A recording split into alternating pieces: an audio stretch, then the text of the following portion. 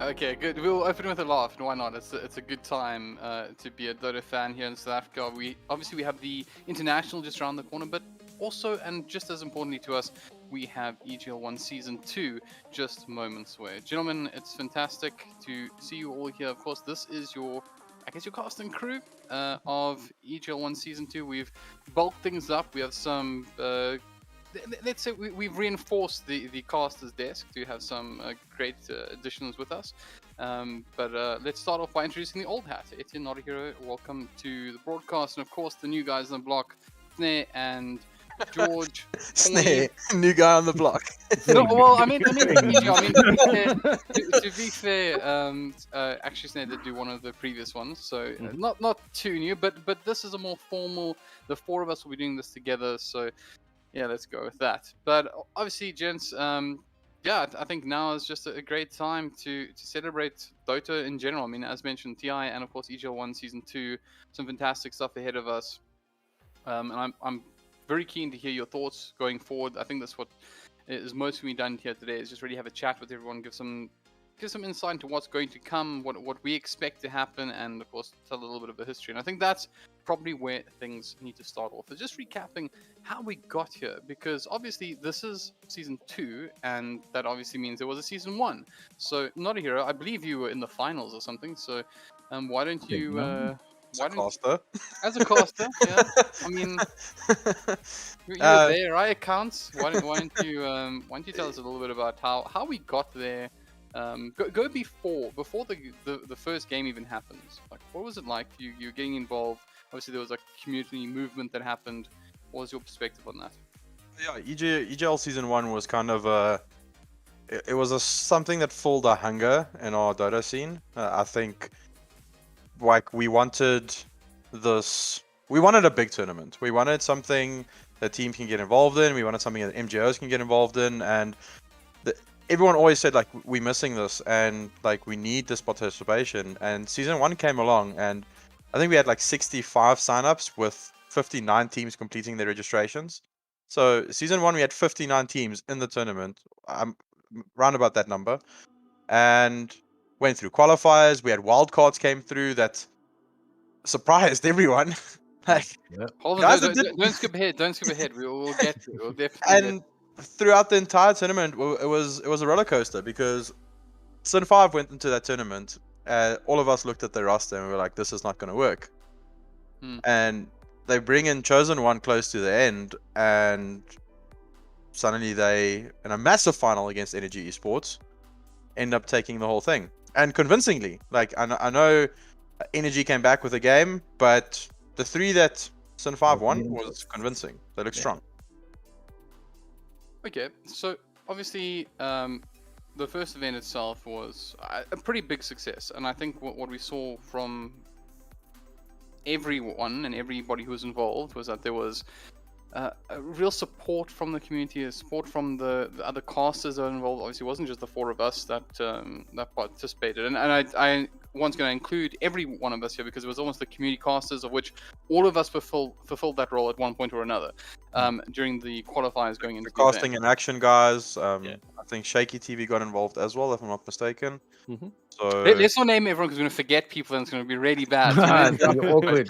But yes, there were definitely a lot of great casters involved. I enjoyed a lot of the casting, and I think that's something we should touch on a little bit later. But I do think this does give us a great opportunity to just take a look at our favorite parts. Now, I want to start with you, Snake, because you cast one of my favorite games. Now, I was in Cape Town. I was having a holiday, and I got to enjoy some of EGL from the couch at some stage. Why don't you tell us about your experience with EGL, and if you had any favorite parts outside of that potentially, but let's structure around that. You had a great game. Yeah, that game was pretty fun. I think the reason it was also more fun was because it was an upset game, and nobody has a bad time watching upsets, right? So got to be involved in an upset. Me and Etienne were there from jump. Like, I remember beforehand we're talking about it, and Notahero was saying, "Bro, don't worry about it. It's be a quick 2-0. We'll both be in bed soon." Little did he know, things are about to turn around. So that's always fun, right? Seeing these massive comebacks. I think, Notahero, do you remember which game was the anti-mage game? Was it game 1 or game 3? It was game 1. It was game 1 by Pingu. So No, They picked the anti-mage for Jobber, and the moment they picked it, I was like, I don't like it. yep. Like, hey. if this is gonna be an upset, this is gonna be the platform for it right here. And then 40 minutes later, they lose, but it was like, okay, that came a lot closer than it was supposed to. That series was one of my favorites. Obviously, I was casting it. At the time, I also hadn't been doing as many essay games, which was quite nice as well to come back in and be like, hey, we're doing this, Hellbird will take the grand finals. He'll stress about that. Just gonna be here seeing these guys go at it. But what was really interesting for me, right, throughout the run of the tournament is there's always this fear in my mind whenever we have these tournaments that exist outside of the ecosystem of like a VS Gaming LAN or I don't know, some 500,000 Rand prize pool, which thankfully we don't have as many of as we did, but I always worry how seriously the teams are going to take it. Will they maintain the same degree of seriousness from jump throughout the tournament?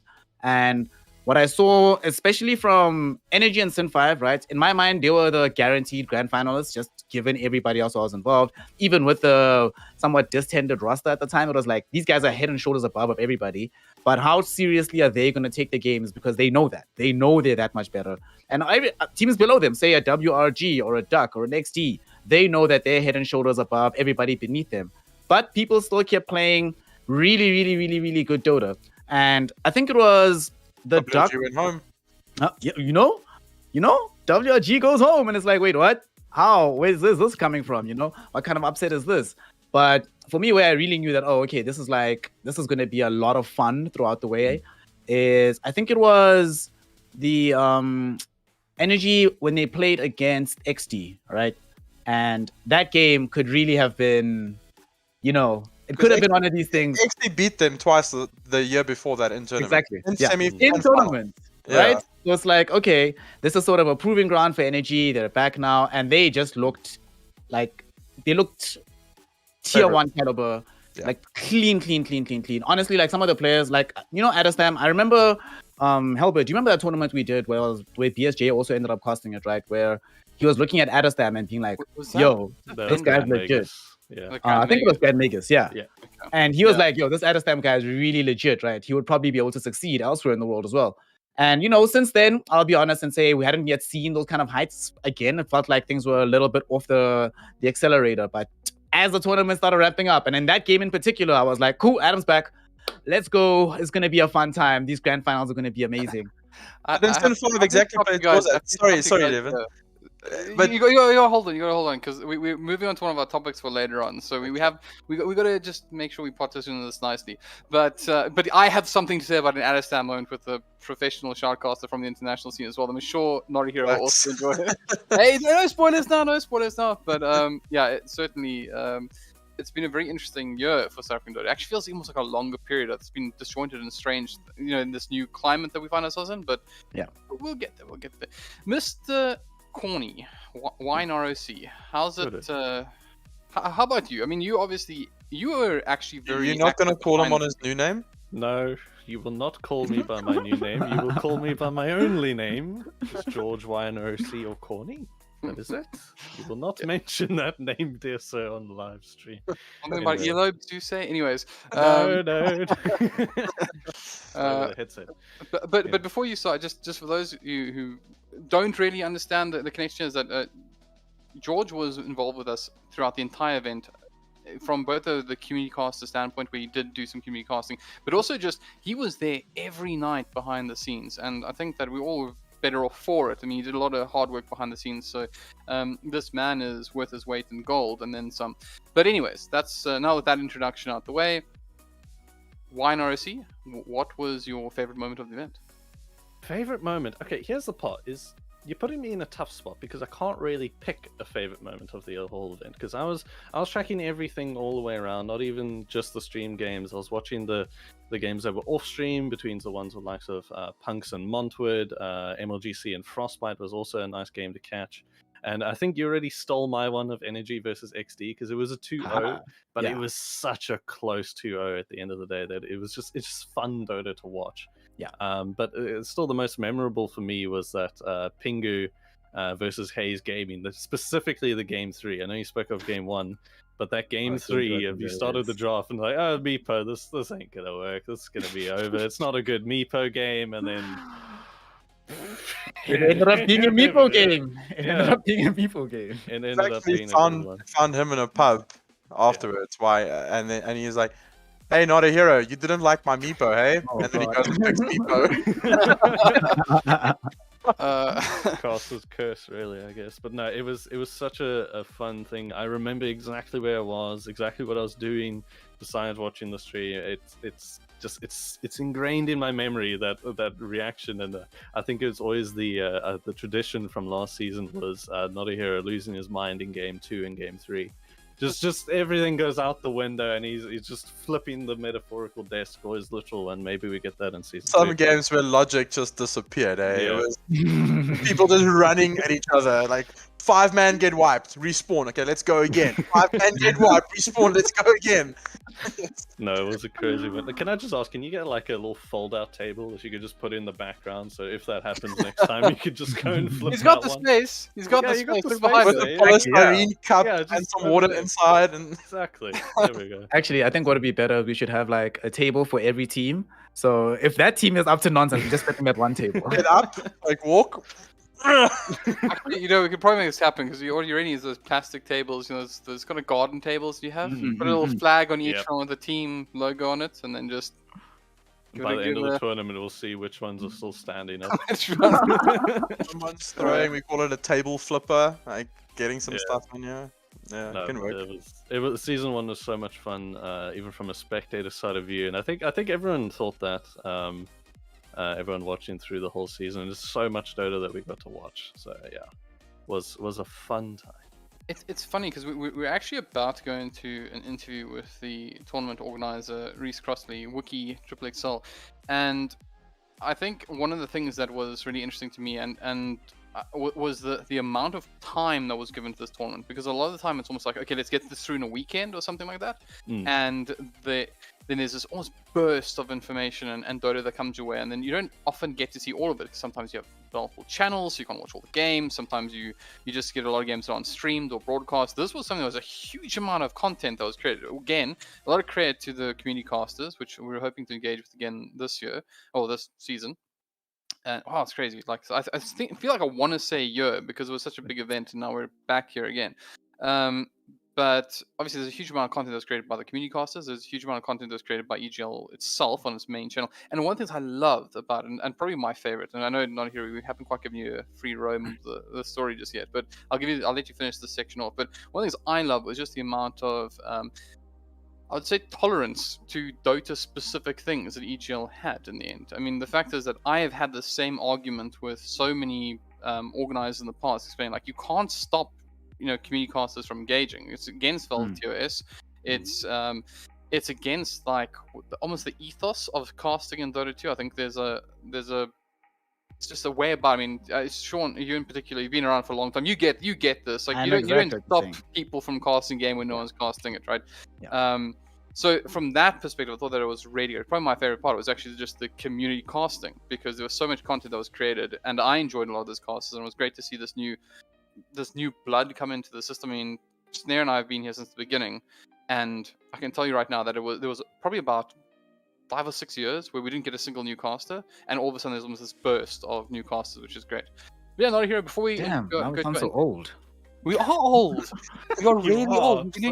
When was your first broadcast, Snare? Do you remember? I think 2013. Yeah, was my first like broadcast. I think, was it 13 or 12? No, it must be 13, because 13 was the year of TI3. Yeah, the first game you casted for my team was 2013. Yeah. 8 years ago. It was short back then. But okay. All right. So, anyways, before we move on, Notahero, any final? You can close off the section, and we'll go into the next one with our interview with. Just something about like our talent in general. We saw a lot of up and coming talent, like a lot of players that put their hands up, which left notable memories from highlights, etc. But even our top players stepping it up to another level, which Snare pointed out with Adestam, and where international guys are recognizing it. But then you see the opposite. Sin5 knew that Adestam was such a crucial cog to energy, and every single game, Grove, Filthy Frank, was just making Adestam's life miserable. And that's a big contributor to why they won that entire tournament. Yep. So big strategies coming out along with talent, which is very cool to see. Okay, well, with that said, let's go ahead and bring in Wiki Triple XL. Again, this is the tournament organizer, the man behind the scenes, the man who makes this all happen. Wiki, are you with us? Yes, how's it? How's it going? Welcome to your channel. Yeah, thanks, man. Thanks, appreciate it. Oh, we appreciate you. We brought you Can I on. just say, when you first introduced me and you were saying Reese Crossley, I thought, oh, I'm back in school again. I've done something wrong. And I go into the principal's office. That was my knee-jerk sort of reaction to my name being called out like that. If you've clearly done something wrong, you got yourself tangled up with Dota 2 in South Africa. So Exactly. Little do you know, we're bringing you here to read you the Riot Act. We've got a list of complaints. So just number par one. for the course. Okay, so let's try to keep on track. I know we're all having a lot of fun, but obviously we're very excited for this event. I think the number one question on everyone's mind is, how did this happen so soon? Because I think when we were making those calls, we were like, this is a big one for the year, and then surprise, surprise, season 2 gets announced, and it's in the same year with the same prize pool. What happened? I mean, how did we reach this point? Okay, well, so now you've really put me on the spot, you see. So basically, when you finish a tournament, you obviously do a recount and you look at your successes and your losses and you try to understand, impact and engagement and all of these kind of variables that are centered around what really is a marketing exercise for the brands that sponsor it. That's the bullet point of the, that kind of presentation. So you look at all of that. Then I looked at Dota and I was like, but this is like, you guys basically were so thirsty for events that you absolutely obliterated everything we had done before. Was basically a big factor, in us pushing Dota again, and also that there was just nothing really happening around the scene, and it felt kind of bad, in certain terms. I remember at a point there was a community on Facebook with 12,000 users on it. The only game with that many followers on it right now is Call of Duty, which is a massively broad game across multiple platforms. Dota's PC alone, and it had that kind of number. So you think there's still this community out there. Surely, if we engage with it, it'll come back, kind of thing. It felt like it just needed an injection of life. Really, is the bullet point of the presentation. I mean, it makes a lot of sense, and I think that, and something we'll probably chat about a little bit later, is that the community did seem to rally around certain spaces and places and events, but there was in fact a massive hole that I think was left in the community, where there wasn't any mainstream engagement. There wasn't a top tier organization with big brand names behind them involved. It was mostly being handled by community broadcasters and community tournament organizers and that kind of thing. And that's, for me, one of the massive things that really matters about EGL being in the scene, is that it's obviously got real big brand names behind it, and that of course attracts other brand names. It's something that probably a big conversation than just this, but I do think I think very significant for the community to have something like EGL back. But okay, so we talk about we've now asked you a question. I want to give you an opportunity to speak as well. So is there anything in particular that you want to address? Any thoughts that you have? Any messages you want to send out to people? What's your stance? I haven't really thought about that far, if I'm quite honest. I suppose it would be this. I grew up in the environment, I started attending LANs and stuff now, what's actually more than 20 years ago. Okay, I'm that old, right? And the very first events that I ever competed in were run by a very small tier called the Lair, okay? And those gentlemen that were in the Lair went on to basically work with the Mayhem team and went down to Cape Town, and they started a networking business off of their hobby, which started out as a LAN. And the other gentleman, Brian, there was two Brians, and hilariously, the one guy's name was Banfield. Okay, I kid you not. On his ID, his surname was Banfield. Okay, and he was the bad man, and that was his job. But the other Brian actually ended up doing events for like Stir Kinnicore. He did the Xbox 360 launch at Rage. You remember that massive launch with all of that sort of stuff. And he went on to do massive events for brands and all of that sort of stuff. But the very first events they ran were Dota events. That was the very first esport I ever got to compete in at the ripe old age of 14, a year after Warcraft 3 Frozen Throne had come out, okay? It's kind of... Dota's subritic in a way. I love the game. I'll always have a love for the game. It's always will be the best MOBA in my heart. And I've played literally everything from Harden to HOTS. I'm actually playing League and learning League at the moment. I know, blasphemy on a Dota 2 podcast. I see Sean's face. It's hurting his soul right now. Goodbye, gentlemen. So, but yes, it's in there, man. And I just want people to enjoy the event and get the experience. You know, the number one thing I can say to the competitors and stuff is, you know, you might not be winning prize pool now, but you might not, you know, be hitting the places you want to get to, but without the experience, you never will. So every opportunity missed is wasted, ultimately, at the end of the day. So join us. We'll do what we can to help you. I mean, did you coach Aura or was it Travis? Travis. Was it Travis? Yeah. So Aura, I mean, came in as a wild card. They almost didn't even make it into the event and then finished 6th. He coached Aura and Hayes. Yeah. Well, and both of those guys made it into the top 8 from being completely like nowhere, basically. They wouldn't have even been in the tournament. So it's kind of, that's, I think, the spice of life of what we've got going on here, is there is some random factor to it, which makes it kind of, you know, a little bit spicy. It's like Wimbledon wildcards, you know, it's the same kind of energy. And that, I mean, that tournament even had eventually, when I was actually quite young, I think it was about 2011, they had a guy who won Wimbledon as a wildcard entry. First time ever that it had ever happened. So hopefully we'll get that with the EGL one day. That's the idea.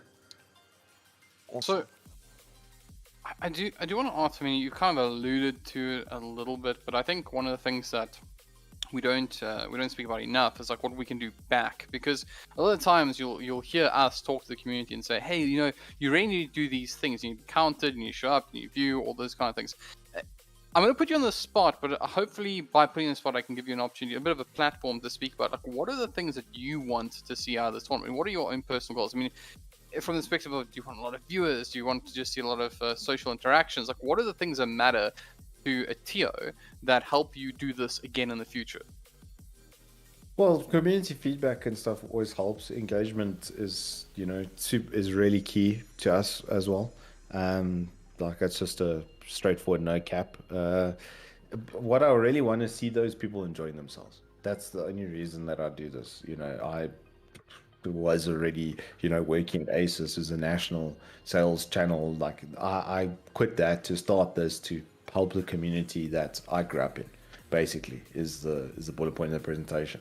And it's actually partly that we're here is actually partly Snare's fault, okay? Because at the VS Gaming Champs in 2019, I was doing production there, and they had to cancel the one Dota weekend because of people not pitching up and all kinds of issues and stuff around it, and it was a remorse, basically.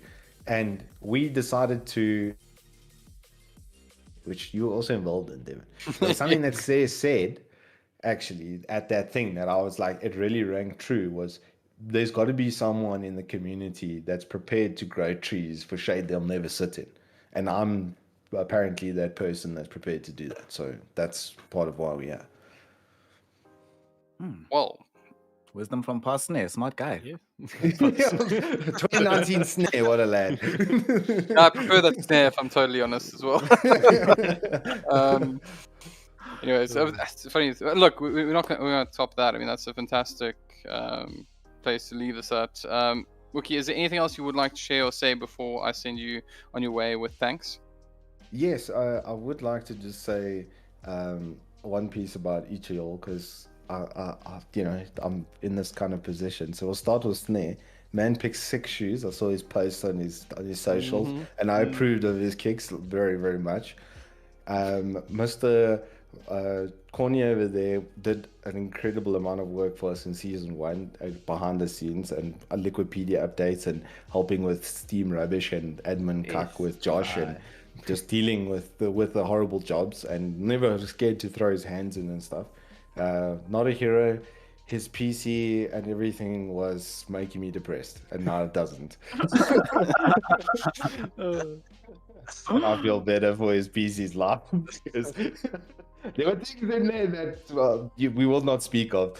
It's like entering the basilisk's cavern, and then Mr. Hellbird, who deals with a lot of our bigger problems, and we fight and we fix. And I just want to say thanks to the homie. No, I loved you, Reese. Okay, cool. Anyways, thanks so much. So again, if you were catching the tail end of that was... and huge shout out to Krim, because this man's is also dealing with... He's doing all the high level stuff. Him and the guys at AK Digital doing all the high level creation of API, interface, etc. So yeah, big shout out to those homies as well. I think, yeah, a very fair point as well. I actually had originally hoped to get one of the other behind the scenes guys, just to kind of show a little bit of what happens behind the scenes for these events and the kind of work that actually goes into it. But yeah, let's go there for a sec and just say that the amount of hours that go into the production behind the scenes, the graphics that you see up, these things go through like dozens of iterations before yes, that's the one that we want. The observing that happens is not done by us anymore. This was something we did for the longest time, and now we don't have to worry. Now, if I want to pick my nose or something, take my hand off the mouse, doesn't matter. You guys aren't going to have any issue with that. So there's a lot that goes in behind the scenes, and there's a lot of people that really do. They don't get enough thanks, and in a way, to be perfectly honest, I think they probably have the hardest job of all. Like, it's nice to be, the players get rewarded with the fame that comes alongside being a top player, the actual prize pools that are there, and those kind of opportunities. Casters, we get to enjoy these kind of moments where we get to hear the sound of our own voice a lot. And the admins are the one that they're just silently behind the scene. And I say admins, I mean pretty much the broadcast team, right? So the people that make it happen. No one ever gets an opportunity to really say thank you to them. So we always say at the end of events and that kind of stuff, but it's actually great to bring them in and hear that these people exist and that they do have lives and that they do put a lot of effort in. So thank you to all of those people. And of course, Reese, particularly to you as well for making this happen. No, it's a pleasure, man. Yeah, no, dude, it's a pleasure. Big shout out to Uncle Etek, who kind of took me on in certain terms that are maybe not the strongest foundation point, but hey, look at where we are now, right? So yeah, big shout out to them as well. There would be no Eve in the sports without the Eve Tech. Awesome. All right. Well, on that note, Reese, thanks so much for joining us. We're going to move on to our next little bit of the program, which we're talking a little bit more about the community stuff. So we're leading into what is happening next, etc. But I think, again, important to know where we came from. And one of the big things I think is worth talking about is the South African community itself. And one of the big points for me is, of course, the amount of community events that are going on at the moment. So I want to define that for a second as well.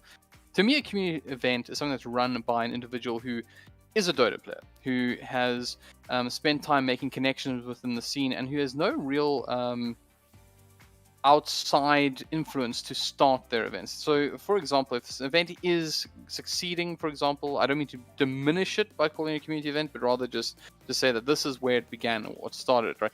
And one of these events, for example, is Keystrokes. I'm very glad to have Corny with us, who can at least give us some insight into how it started, what happened, what made these events bloom, and what's next for them, etc. So the gist of it, you say it started with me. It didn't really start with me. They were tournaments before me, and they are now tournaments after Keystroke, as I'm busy working on the next TBD. Don't worry about it. Hey. Yeah, there we go. But it's sort of the thing that I wasn't the one who started. I'm not going to claim that, but I think I was, I and Keystroke Esports was the one who did it slightly differently from the regular tournament event. So we started out in September of last year. Actually, just over a year ago, we had our first winner of the first Keystroke Cup, and it was sort of like a proof of concept for myself if I could actually manage it. And then from September maybe let's say October. I took a tiny break, all the way up until. Can March. I jump in here? You were also caught off guard a little bit, if I'm not mistaken. You were trying to just host like a community event, and the next moment, Yeah. you had the best teams in the country in your tournament. I was expecting the Billicky Gaming and the Omen phase of my first tournament to join, and then the first sign up I get Punks. I'm like, okay. Second sign up I get XD. I'm like, welp, here I go. We're just rolling down the train tracks, I guess. So yeah, that's true. I did get caught off guard, but I think that's a point of showing the work that I put in. I was keystroke Because I saw your tournament, and I want to enter my guys into this, and then and then other stuff happened. And anyway, but it was a lot of work. It was October all the way until I'd say mid-February. I spent about the last bit of February was just rendering everything that I had made up until that point, and I'm talking like every single night while I'm sleeping 8 hours a day. I think the renders took 15 minutes a frame. I know probably not efficient and yada yada yada, but that's what it took. And it's that amount of effort. I'm not saying everyone has to do that, but I think it's a thing that shows that one guy, single person, given the amount of time, you can put in something that is going to be very high quality. And I got lucky in the sense that I was the first one of these more higher qualities than your regular organizing a tournament and streaming the matches with a little bit of casting over top. You know, I got lucky there because soon after I personally had my tournament running, then Venture Tactics came in with theirs. The Grand Magus followed suit soon after, and then KLM and everyone else joined in as well. And now you have the likes of SDL that's also just started up, and I believe they're in their second season. And it's just I got lucky on that because they'd also been planning before, but I was just the one who decided to bite the bullet and say, okay, this is good enough. Let me open it up. I don't think that's luck. I mean, very modest. Yeah, like you're the one that was I got the work, but I was the one who went, okay, this is fine. I could have kept working on it, to be honest. There's still stuff I don't like about it. But anyway, so it's sort of this thing of, like you say, Devin, is someone who plays the game, who wants to play, who wants to see it grow, and I wanted to do it differently than it had been done before. And then from that, inspire other people, I guess, to go and do the same. But I just didn't. There was a little bit of mismatch. I got involved with the guys from the Grand Magus, tiny bit involved. I spoke to the guys from Venture. They did a good job in their first tournament as well. And the Grand Magus guys, I helped them out with their production a tad bit. And it just worked out beneficial in the end. It's the whole point of doing these community events. is the first word in it, community. You got to come together. And I think I said it to someone not long ago.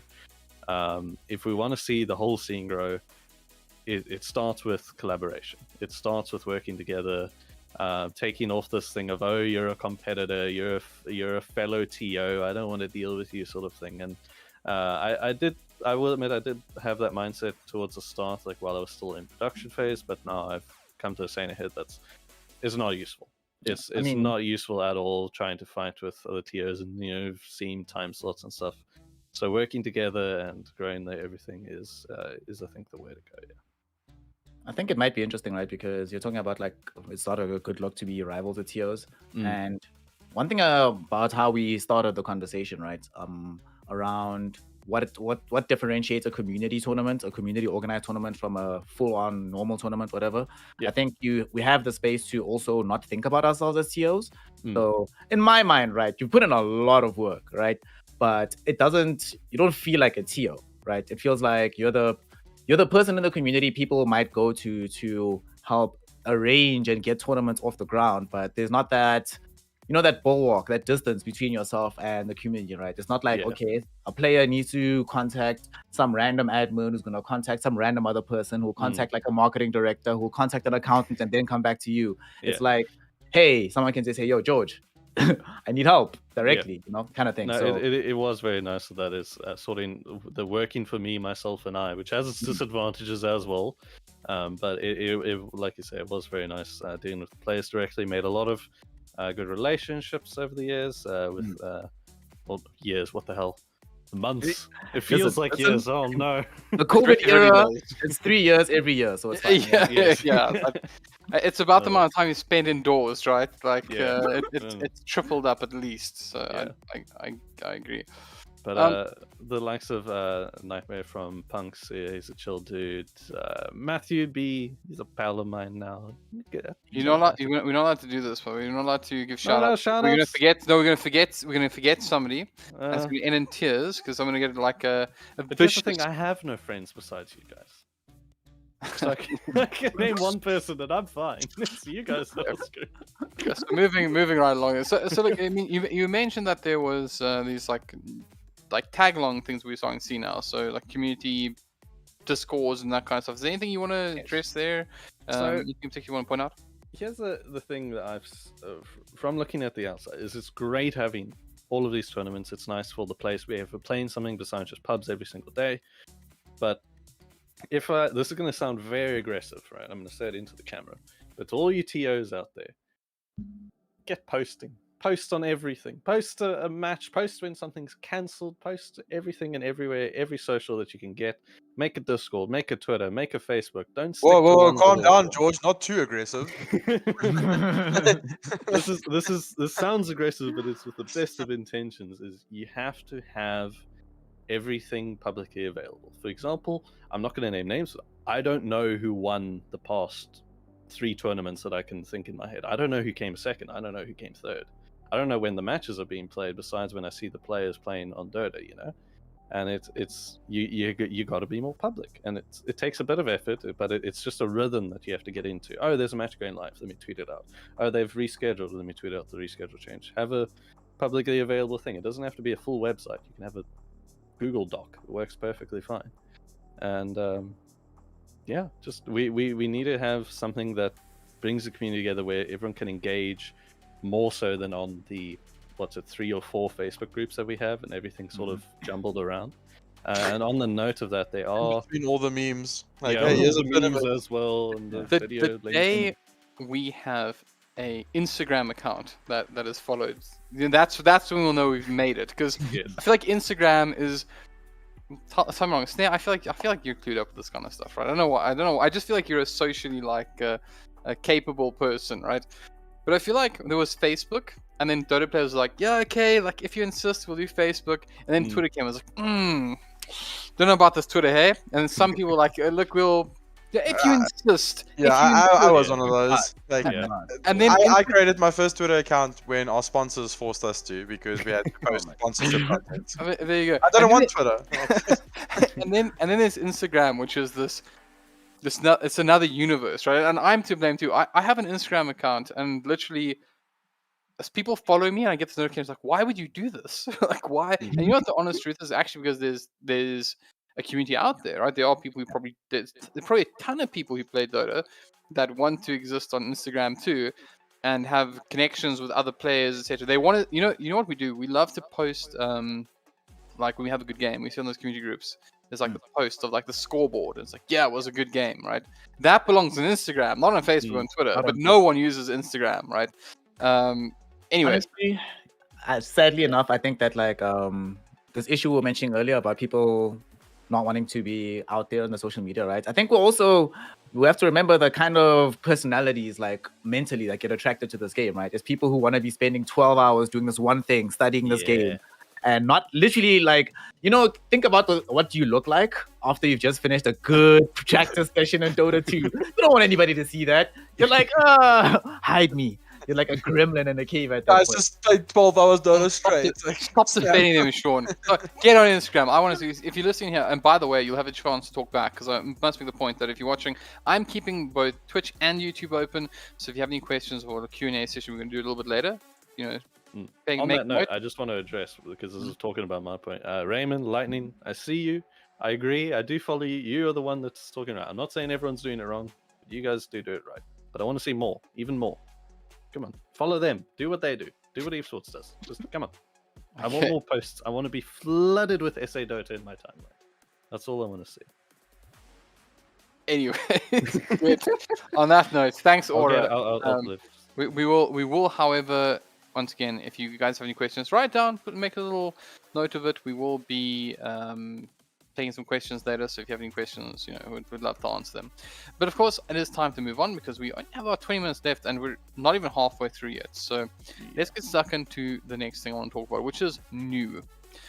And this is particularly around new teams, new players, and new casters, because it seems like in the last little while we've had a really big number of new teams, new players, new casters. Now, I kind of think that there's a nice opportunity to push this a little bit forward to what happens with casters. We'll see if time permits. But I think probably the person who's had the biggest connection to new teams is Notahero. Notahero, you coach some teams, you've seen some teams that have been playing this tournament firsthand as a caster. I'm very curious in your thoughts about what this means for the scene, if there's any teams that really impressed you that are new. Take the floor, sir. So, obviously we can't write off the Aura Gaming guys because they had a massive upset in the last tournament. Yep. Which was, if there was betting odds then, not a single person that's sitting here would have taken that bet. Sorry, no. and they showed what they can do, and that win there, even though they got knocked out in the next round, that win against a team with RDK, Precious Petunia, Harry the Hams, like, yeah, like that was insane. So Aura Gaming, shout out to them. I think they're a team to watch again if they could build on that last thing and if their team stuck together. I see they're playing with a bunch of old players from like 6-6 and then back in there quite a few pubs, and that's also going to give them exposure and growth. So looking to see Aura Gaming thrive. And then there's also like a few teams that, some old gods that are coming back. There's literally a team that entered here from the South African in-house league, the Face It. And it's Circus Freak, Dopamine, Name Guy, Tiger, Bob, One Cert, and Tony Robbins. One Cert, been on the scene for a long time. So is Tiger, so is Circus Freak. This is actually a team that can cause some upsets. So I'm going to watch it. Just to put a bit of an exclamation point in that one. One Cert, I believe, was the first Immortal... No, he was the first player to hit rank 25 in the world on Underlord. On Pitlord. So that... Yeah, I'm pretty sure it was One Cert, right? I'm not going crazy, right? Yeah, it was. Cool. Yeah. So this man, and he's a very high-ranked player as well. Yep. So he's not something to mess around with. Honestly, he'll take games off you. You know what I mean? He'll solo win games. Circus Freak is a pub star, but he's a pub star who's been around for the longest time. Right? You say that, but there's pub stars recently like FICO Damage, which is in the punk side, which in my mind has gone from being a pub star to being one of the best mids in our country. So, yeah, Circus Freak can make that same adjustment. I think it might be a Face-It team, but this looks like no. I think it's great because I'm not sure if I remember talking to him around EGL. I can't remember if we broadcast one of his games in the qualifiers or if I was trying to convince him to play or something. But this is a person that I actually think is quite a talented Dota 2 player. So I'm glad to see him in a roster that boasts such strong contenders. But I think, sorry, I'm detracting now. All I really want to say was that it is in fact a very interesting squad that you were mentioning. But continue with your train of thought if you've not lost it. And then there's two teams I really wanted to like step up. There's a Black Rabbit Gaming, which is basically the old Pingu squad. Spook, Jobber, Fury, Tatsu, Unique, 626, APK, and Guy Next Door. They got knocked out by a wildcard in the last tournament, and they're all very high-ranked players. And we were expecting them to be potentially a dark horse, and they got knocked out by a wildcard. And then the other one is the good old WRG, Hellbird, one of your favorites. Because they also didn't perform the last tournament. Yeah, I think that WG is probably... I don't think that roster of players is necessarily in the... There's no nice way to say it, I'm just going to say it, right? I don't think they're the healthiest space at the moment when it comes to their commitment to like the teamwork of the game. No, the teamwork of the game. I think they still love Dota. I don't think it would be quite fair to criticize their love of the game, but rather, looking at some old god like RDK, he's won the most important event to have won in its time, right? So I think that he's been around for a very long time, and it's probably a case of an individual who's trying to build things up around him, and it's not going well. That's the thing. I don't think that's in a great space. But I agree with you that it would be amazing to see WOG, who come from a MGO that is known for its miracles, right? Like it's not an MGO that should be represented, and I don't think the players would represent it lightly either.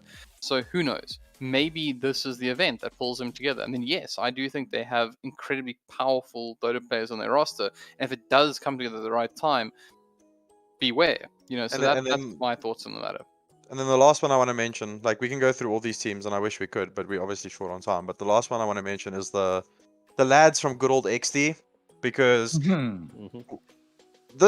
these guys went from 3 years ago to being like a 5th place team in big tournaments, and they've won tournaments this year against Sun5, against Energy, where they've had to play Energy or Sun5 twice because they kicked them to the lower bracket and then play them again in the final.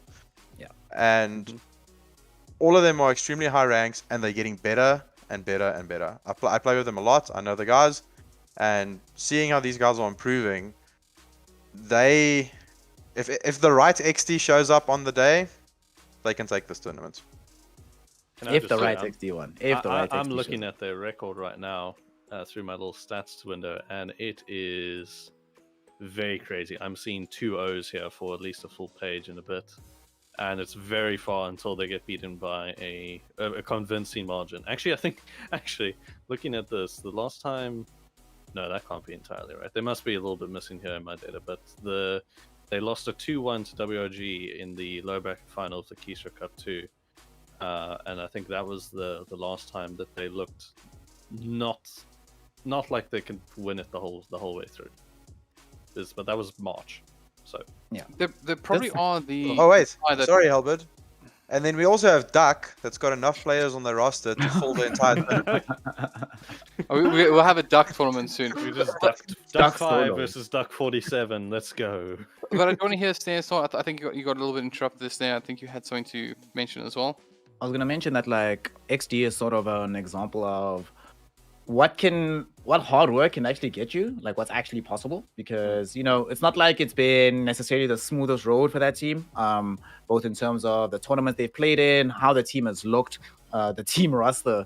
And it was kind of a meme at some point about like it wasn't just like mentally which XD would show up, but legitimately which XD is showing up, we don't know. But as time has gone on and they become a lot more solid and legit, it's been interesting to see them, because I kind of feel like the last couple of years haven't been the easiest for the scene overall, and some of the best teams who have ever played Dota in South Africa have fallen apart, gone all their separate ways. And it did, especially like with the last 2 years, it felt like there was a bit of a lull point, right? We need as many good teams as possible to push the bar higher and higher. And for a while, it felt like there were only really 2 good teams at any given time. But, with XD coming into the picture, I really like the fact that they went from, this 5th, 6th placing team, like as was saying earlier, to a team that's like every single tournament, you just have to be aware. You need to know what they're doing, know what they're up to, know how to deal with them and beat them. And I've seen games where legitimately Sinister 5 or Energy are improving in the game or in the series because of a previous loss against XD, where you can see, we can see that there's some of the exploits have been fixed, some of the exploits have been changed, some of the understanding of the game has been improved.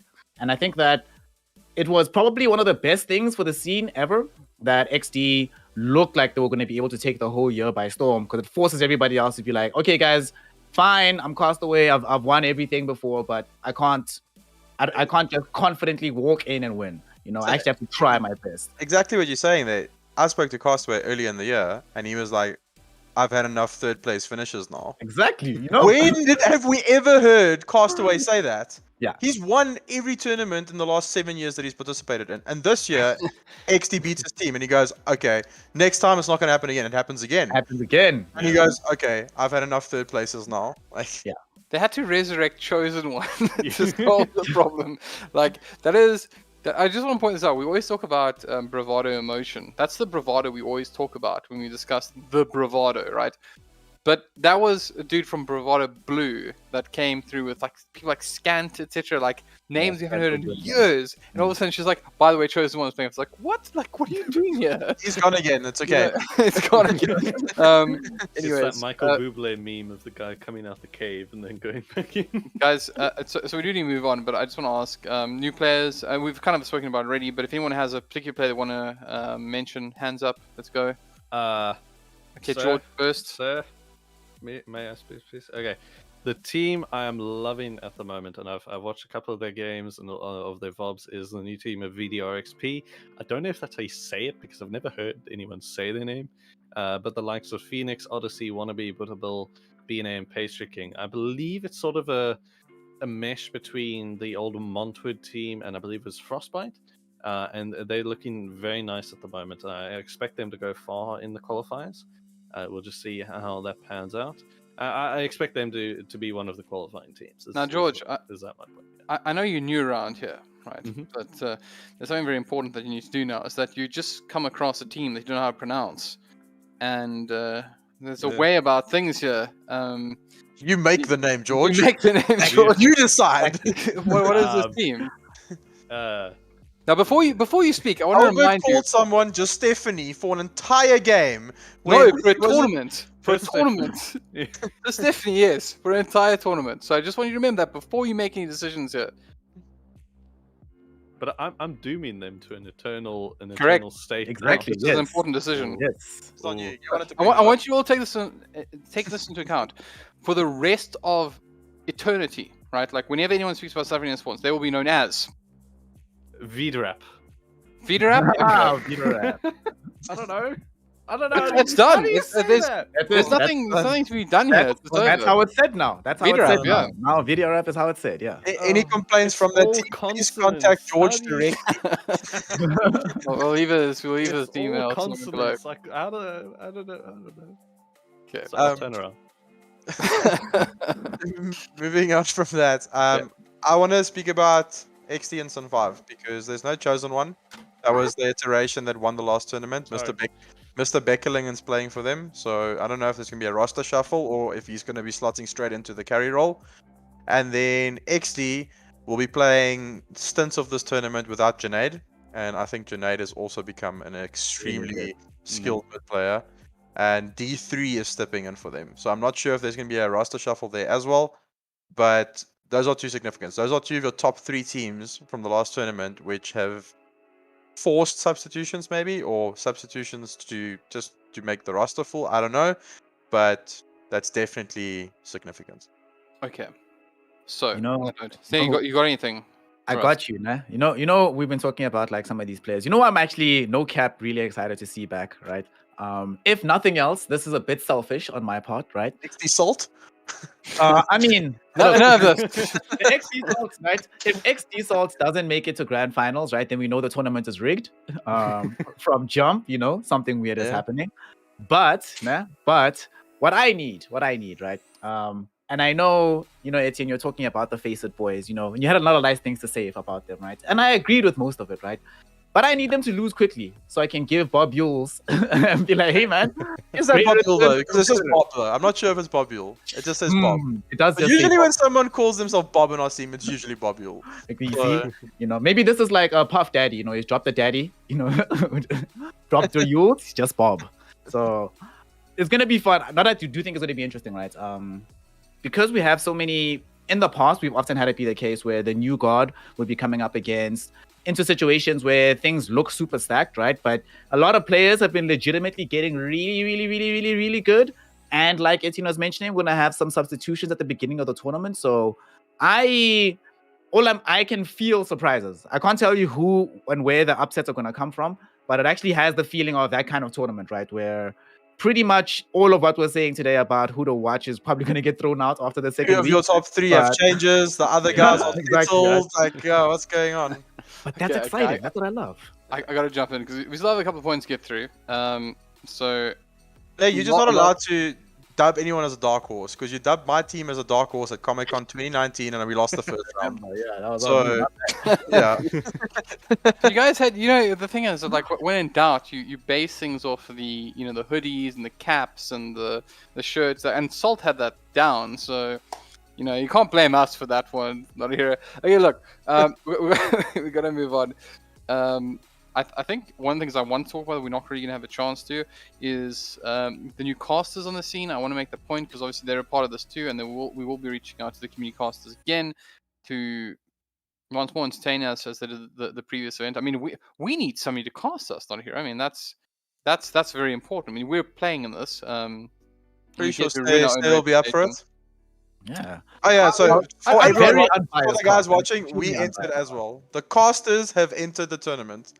So, don't lose to us, please. Yeah, please.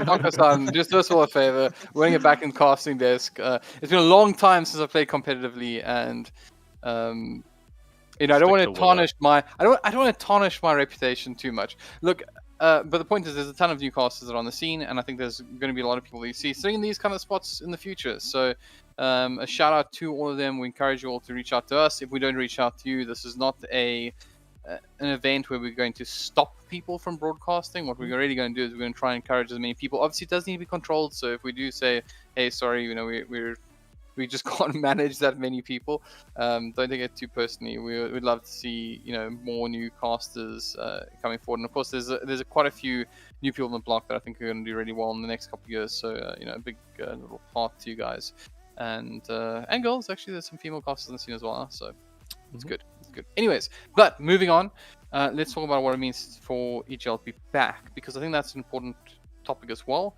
Is just this, and we'll make this very quick. One very quick thought from all three of you about what do you think it means that this event has come back to South African Dota 2. We'll start with Snare, since you're top right. Go wild.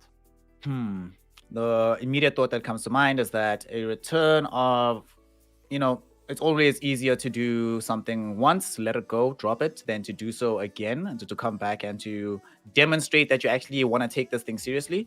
And I think it's a good signal of intent for a lot of other people, because over the last couple of years, since like the big bubble burst years and years ago, we've seen people come in, once off, flash in the pan and get out. Basically try to get in and get the money and leave.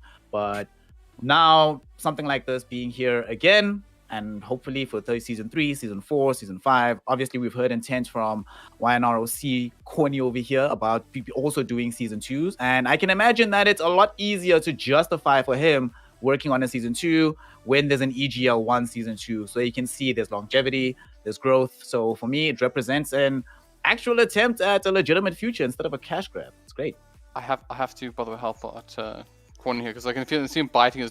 It's actually 3 that's coming up. It's 3, right? Well, if you really want to be nitpicky, it's the Super League which is coming, which is 1. The Cup is now put to the side for a bit. Anyway, sure. No, but I think the point you make still stands now. I think that's a very fair point. The fact that people are willing to reinvest is very important. Next on beneath is Notahero. Notahero, any thoughts? I mean, maybe from a player's perspective. I mean, you're pretty good at Dota yourself. To be. Yeah, I'm just excited. Like I said, we entered as well. My first competitive game in probably 7 months. So, but we're entering for the memes. So expect some rough picks when you play us. But I'm excited to see the Dota. I'm excited to see the new team, see what our scene is doing from a competitive standpoint. And then when we hit that stage where it gets really exciting, where we have to say goodbye to some people, so you're sad and excited at the same time, because the quality of Dota just gets better and better because every tournament has its own meta.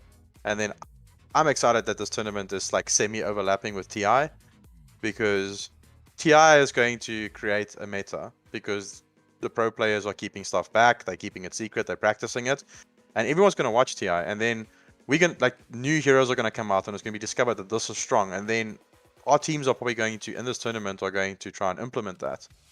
And the meta is just going to snowball. And yeah, the analytical side of Dota is a beautiful thing. That's right. Corny, any thoughts on this matter? You see, I'm happy that I got to go last, because Snare, and Etienne both gave very professional and mature answers. I just want to see a POS 1 techies. Oh. No. I'm so sorry, everyone. Hey, let's go, dude. Just We out, man. yeah, Thanks for having us. Been, That's all I want to see. Do myself and let me get Ricky shaky proud. on the Give line. us a Let POS me just 1 get shaky on the Oh line, my please. We God. may need Yeah. to just. I've been advocating for that hero to be removed from Dota for years, Nah, and you're don't you telling me dare you want touch to my carry techies. techies. Don't you touch my Okay. techies. We're literally down to the last minute. We still have some stuff we wanted to talk about, but I think what I'm going to do is I'm going to just leave this to the chat for a second. So if you have anything you want to talk about, if you have any questions for us, now is the time to ask.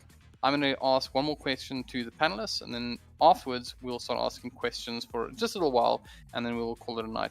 But gentlemen, the last thing I have to ask is really about predictions, right? So we don't like to do predictions anymore as Shoutcast. I think it was a bad idea. It's something we use to fill content, right? Like, Snare, how many times have you been asked to do a prediction? You just don't really want to, right? It's awful, right?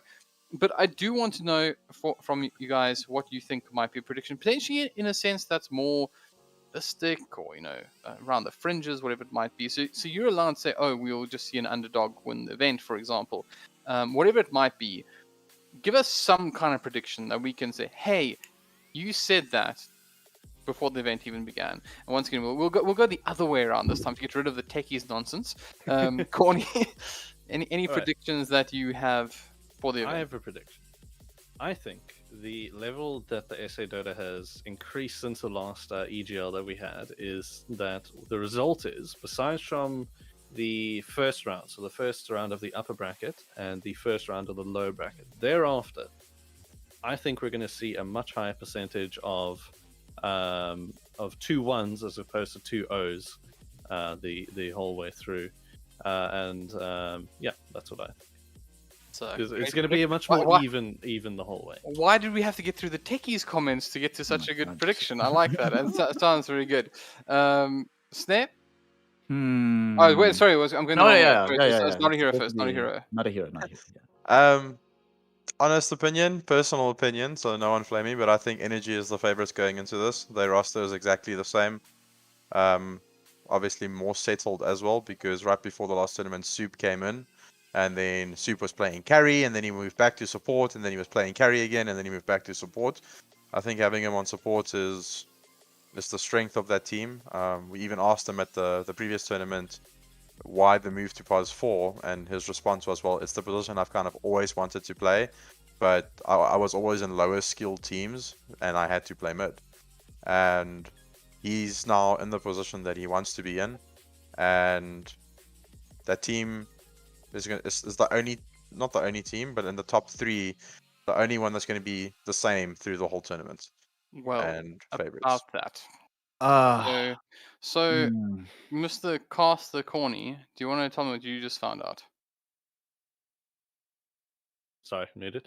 Thank you for my lovely source. You know who you are. Chosen One is in fact playing for Sinister 5. Oh. So does that Just, change your opinion at all, Notahero? Ooh. That's yeah. No, it doesn't. I think if Energy actually doesn't finds a way to actually give Adestam a game in a tough game like they had against Sun 5, I still think they're my favorites. So. Okay. Well, it definitely is very interesting, because Chosen One, again, a very talented player, but Nothing against Sun 5. The guys are great. Like, shout out to Travis and all those guys, but I'm gonna call it Energy. I give Travis shout-outs.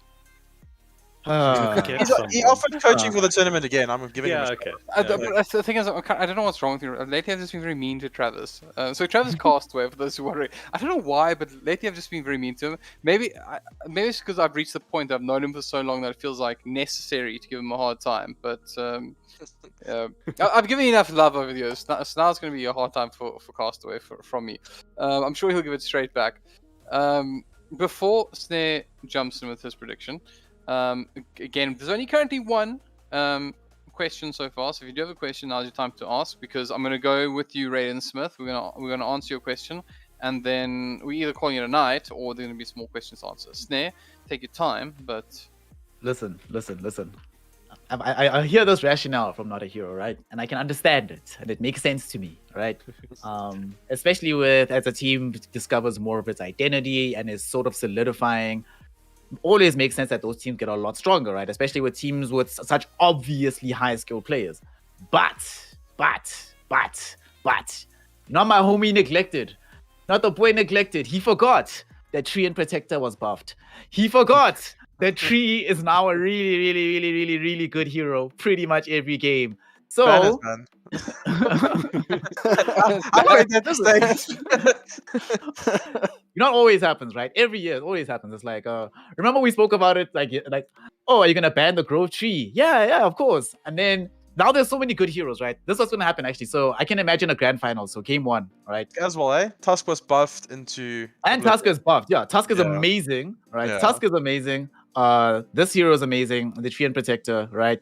To make matters worse, you know, right now, the way the meta has been played from the off lane, I think really benefits somebody like Castaway, who's allowed to just go off, you know, doesn't have to worry as much about being as stable in the early laning phase.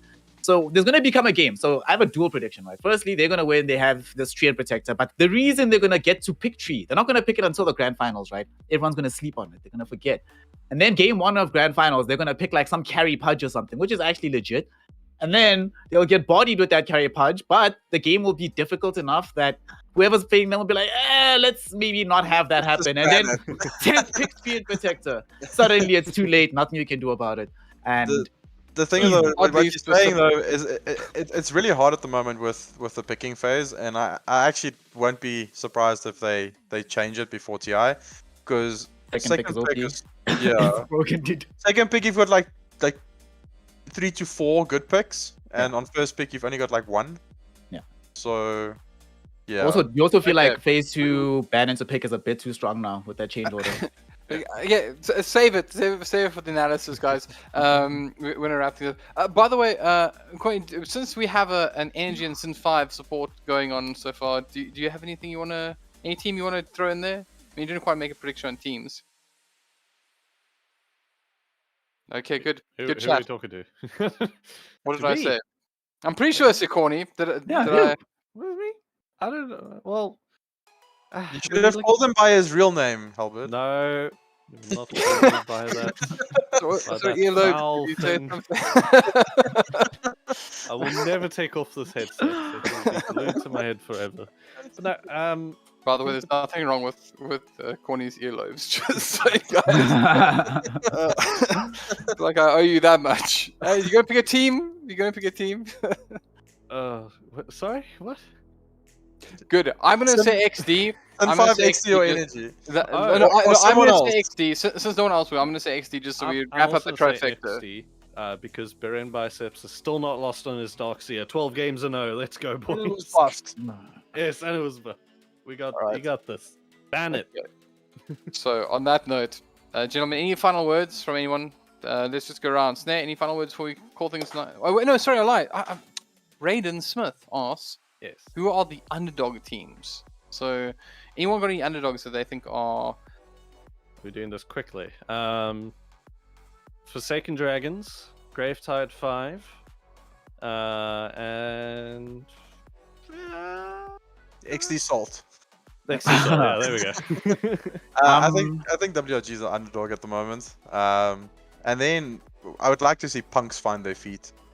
I think it's a solid team. They just kind of need to find their way in. And then obviously Duck is still pretty good. But then from like underdog, I would probably say there's VD RXP. No, I'm leaving them out because I expect them to qualify. no, we got that wrong. What was the name? Vidra. Snare. There you go. Vidrap. And then we spoke about the Face It boys, because I actually think there is some quality in that team. Yeah, I agree with Notahero that Face It Boys has a lot of quality in that team and they have some potential. But who I actually want to see succeed is Black Rabbit Gaming. I've been repping 626 and Unique for a long time. So I'm trying to have that faith repaid. So I'm going to rep them again for the tournament. There's a good old Fury there as well, old head. So Yeah. So we're going to have like Disruptor every game. Awesome. have it every game. I'm just gonna go with Sleepy Joe. That's all I'm saying. Whoever you guys are, whoever you people are that came up with that, I don't know any of these guys. it doesn't I'm matter. just- that doesn't. They deserve the shout out because that really gave me a laugh. So Yeah, that was. okay, so go check it out. If you're wondering what on earth I'm talking about, you'll have to go check out the page yourself. But guys, on that note, doesn't look like there are any more questions, so we're gonna wrap it up there. Guys, thank you so much for joining us. To our panelists, Notahero, Snare, and Corny, thank you so much for being here, and of course the EGL team behind the scenes, particularly Wookie who stepped up to have a chat, and of course Crimsoon for bringing the production that he always does of the best possible quality. Thank you so much. And yeah, look, guys, I'm gonna leave things. Like really straightforward. The last time EGL happened, I said that. Actually, hold on. Any last words? Because I'm gonna leave it on this note. So, any last words? Ban Tech is removed from Dota 2. No.